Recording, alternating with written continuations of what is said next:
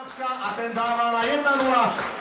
V 20. minúte po centri Petra Sládka z pravej strane dáva Hanšani hlavou na 2-0 z päťky. Potom v 31. minúte hostia z Košic znížili.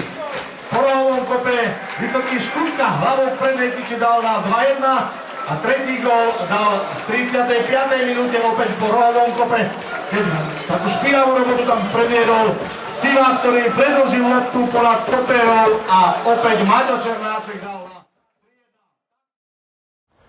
3-1. Dobre, takže ja chcem ubezpečiť všetkých našich fanúšikov, že to, čo v týchto dňoch rezonuje futbalovou verejnosťou, sme nespravili preto, aby sme spravili sami sebe zle alebo radosť. Spravili sme to po veľmi ťažkom rozhodovaní, ako jedno z najťažších rozhodnutí, ktoré sme v živote spravili a vo futbalovom určite.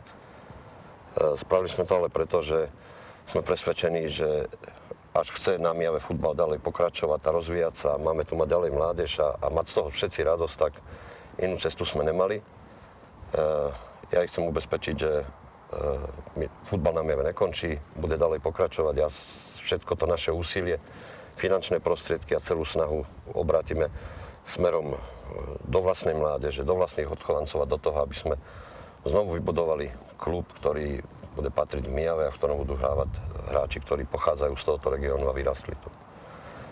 Všetko ostatné, čo sa týka fanúšikov a diania v klube, bude riadiť brat, ktorý v priebehu nasledujúcich týždňov postupne bude všetko vysvetľovať, tak aby v marci tento klub štandardne pracoval so všetkými, ktorí budú mať záujem sa podieľať na jeho živote, či ako hráči, tréneri, funkcionári, organizátori alebo fanúšikovia, ktorí budú chodiť na jeho zápasy. Ďakujem. Keď môžem ja k tomu povedať, samozrejme to rozhodnutie bolo veľmi ťažké. Rozprávali sme sa s hráčmi, rozprávali sme sa s médiami a s verejnosťou, aj najvyšší čas, aby sme sa rozprávali s našimi najbližšími, to sú naši fanúšikovia.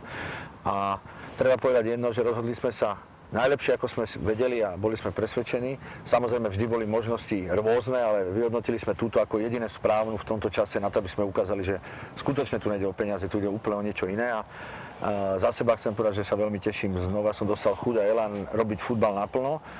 Pokúsime sa pre budúcnosť zachovať to dobré, čo aj v tom profesionálnom sme našli.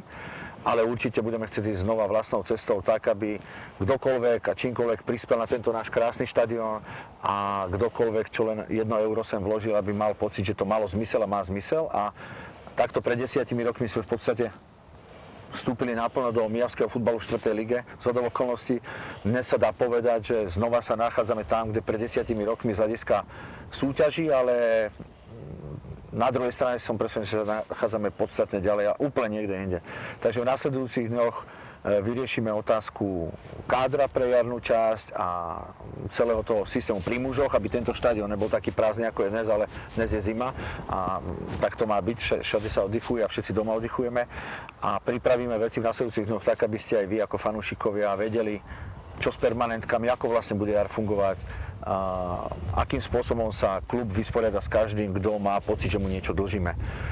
Samozrejme, urobíme znova, zopakujem všetko preto, aby od januára 2017 Spartak Mijava fungoval v vysoko nadštandardnom režime bez ohľadu na súťaže. Vysoko nadštandardnom režime pre hráčov, ale hlavne divákov, tak aby našim cieľom je tak, aby na štadión Mijave prichádzalo možno znova 700-800 divákov, tak ako to bolo posledné zápasy vo Fortuna Lige, ale aby prichádzali sem a odchádzali odtiaľto šťastní a spokojní bez ohľadu na súťaž. To je náš cieľ a na tom všetko postavíme.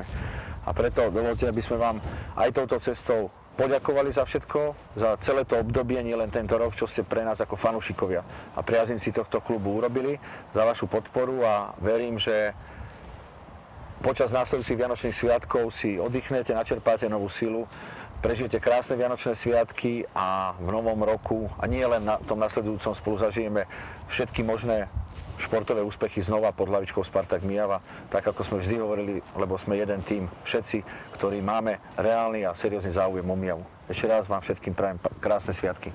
Šťastné a veselé, pán.